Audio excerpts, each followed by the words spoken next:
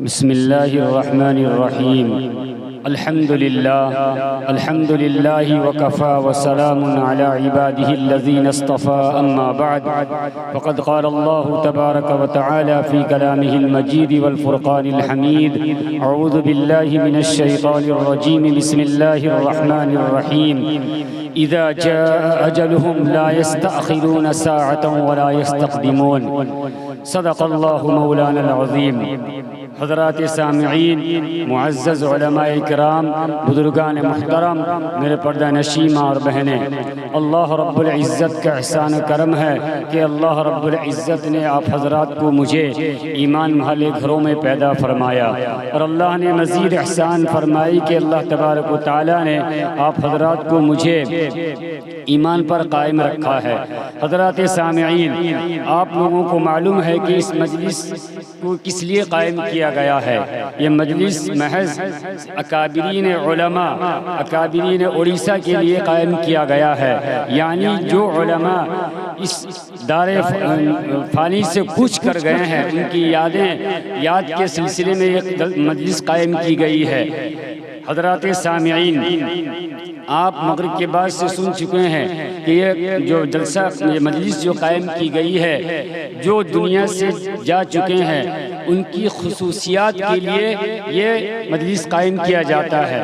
انسان کو اس وقت اس کی قیمت، اس کی اصلیت معلوم ہوتی ہے جب وہ دنیا سے چلا جاتا ہے۔ رہنے کے اس کی کوئی قیمت اصلیت معلوم نہیں ہوتی۔ جب انسان دنیا سے جاتا ہے تو اس کی اصلیت اور اس کی قیمت معلوم ہوتی ہے۔ انہی میں سے ایک شخصیت میرے استاد الاساتذہ حضرت مولانا سید عبدالحفیظ صاحب نور اللہ مرقدہ ہیں۔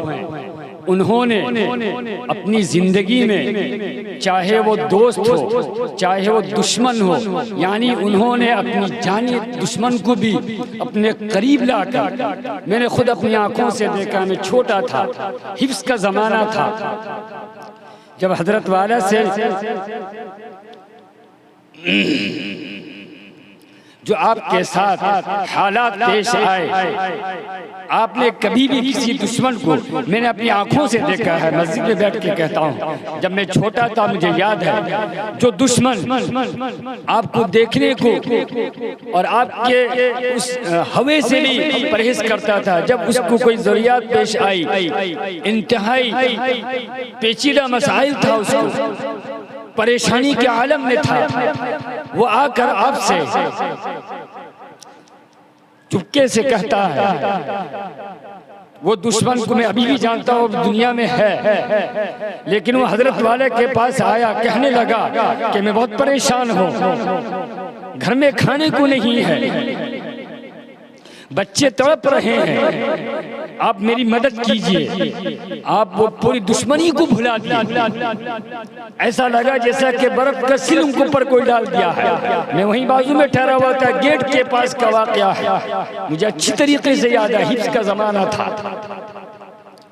انہوں نے وہ دشمنی کو نہیں دیکھا، آگے پیچھے دیکھے، مڑ کے بازو میں ٹھہرا ہوا تھا، بولے جا کے دیکھو میرے جیب میں کچھ پیسے ہے تو لا کے اس کو دے دو تاکہ اس کے وقت میں کام آ جائے۔ وہ تو گئی بات، انہوں نے میرے ساتھ بھی اچھا معاملہ کیا، اور مجھے یاد نہیں ہے، میرے ساتھی والے میرے بڑے کہتے تھے کہ جب چھوٹے تھے، پڑھنے کا زمانہ تھا، انہوں نے تم کو کندھے میں بیٹھا کر لے کے گئے بارش کے موسم میں۔ اللہ تعالیٰ ان کو جنت میں اعلیٰ مقام نصیب کرے، اور اللہ نے ان کو جو دنیا میں کسی بھی دشمنی سے، جو جان کا دشمن تھا، اللہ نے ان کے دل میں ایسی رحم ڈالی، ایسا محبت ڈالا تھا، دشمن کو دوست بنا کے رکھے تھے، اور وہ ہو نہ ہو، انہوں نے، میں اپنی بات بول رہا ہوں، بڑی محبت سے مجھے پڑھایا ہے، ان کے چھوٹے بھائی، ان کے بڑے بھائی، اس کے بعد ان کے بڑے لڑکے، انہوں نے میرے ساتھ محبت سے پیش آیا، اور اللہ نے ان کو دو نعمت سے نوازا، سب سے بڑے دو ستون دیا ہے ان کو، دو اولاد ہیں، یعنی نیک صالح اور عالم فاضل اور حافظ ہے۔ اللہ ان دونوں کو، دونوں کی حفاظت فرمائے، اللہ ان کی علم میں ترقی عطا فرمائے، اور اللہ نے جو پودا ان کے ذریعے سے لگایا ہے اللہ اس پودے کی بھی حفاظت فرمائے۔ کل قیامت دن اللہ تو یہ کہے گا نا کہ احسان لوگ جس کے ساتھ احسان کیا گیا وہ محسن لوگ کھڑے ہوں گے، میں کل قیامت کے دن گواہی دوں گا، یا اللہ انہوں نے مجھے حافظ قرآن بنایا، میں جاہل تھا، میں گھوم رہا تھا، مجھے دنیا سے دین سے کوئی واسطہ نہیں تھا، انہوں نے مجھے حافظ قرآن بنایا، تیرے کلام مقدس کو میرے سینے میں بسایا ہے۔ اے اللہ میں شہادت دیتا ہوں ان کی مغفرت فرما۔ اللہ تو ذریعہ بنایا ہے، دو اولاد کو دیا ہے، لیکن اگر ہم ان کے مشن کو لے کے چل رہے ہیں تو وہ ہمارے درمیان زندہ ہے، وہ حیات ہے۔